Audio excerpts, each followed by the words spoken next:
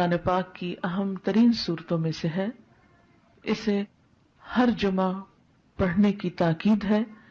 جو شخص اسے ہر جمعہ کے روز پڑھے اس کے بارے میں نبی صلی اللہ علیہ وسلم نے فرمایا کہ جو جمعہ کے دن اس کی تلاوت کرے گا تو آئندہ جمعے تک اس کے لیے ایک خاص نور کی روشنی رہے گی، یعنی اللہ تعالیٰ اسے اپنی طرف سے ایک خاص روشنی عطا کریں گے.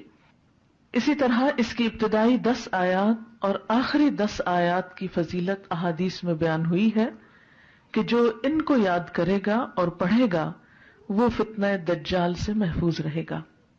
تو اس کے لیے ہم یہ کر سکتے ہیں کہ ابتدائی 10 آیات کو بھی زبانی یاد کر لیا جائے اور آخری کو بھی. تو دن کی کسی نماز میں اگر ان کو پڑھ لیا جائے تو اس طرح انشاءاللہ وہ فضیلت جو اس کی حاصل ہو سکتی ہے وہ ہو جائے گی. حضرت عائشہ رضی اللہ عنہا کی روایت سے حدیث میں آیا ہے، اور یہ حدیث بھی ضعیف جداً ہے، صرف ضعیف نہیں بلکہ ضعیف بھی بہت زیادہ ضعیف ہے، لیکن اس کا آخری حصہ جو ہے وہ صحیح مسلم میں آیا ہے، وہ میں وہاں آپ کو بیان کر دوں گی.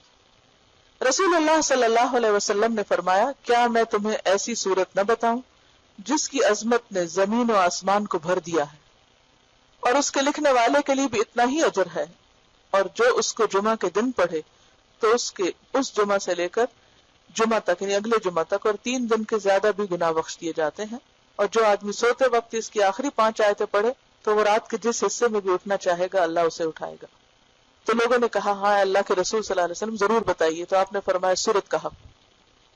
بہرحال ایک اور حدیث میں، اب یہ جو حدیث ہے یہ صحیح مسلم کی ہے کہ جو اسے جمعہ کے دن یا جمعہ کی رات میں پڑھے گا، یعنی جمعہ کی رات وہی جو جمعہ سے پہلے آ جاتی، وہ فتنے سے محفوظ رہے گا. اور ایک اور بات سے پتہ چلتا ہے کہ فتنہ دجال سے محفوظ رہے گا.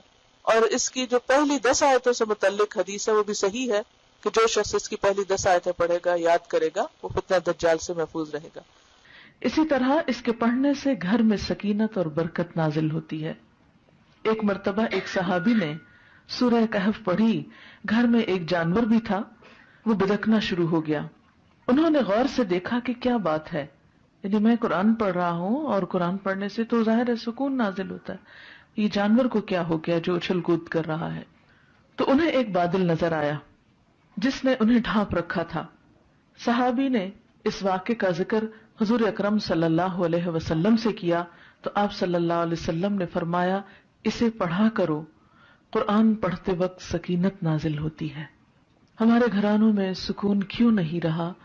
اس میں بہت سی وجوہات میں سے ایک وجہ یہ بھی ہے کہ میوزک کی آوازیں تو دن رات بلند ہوتی ہیں لیکن قرآن کی تلاوت کی آواز کم ہی سنائی دیتی ہے. اس کے لیے میں یہ سجیسٹ کروں گی کہ ایک تو قرآن پاک کا کچھ نہ کچھ حصہ نماز فجر کے بعد بلند آواز سے تلاوت کیا کریں کہ آپ کے آس پاس کی چیزیں سنیں، آپ کے گھر کے افراد سنیں، در و دیوار سنیں، کیونکہ جہاں جہاں تک قرآن کی آواز جائے گی وہ سب چیزیں آپ کے حق میں گواہ بنے گی.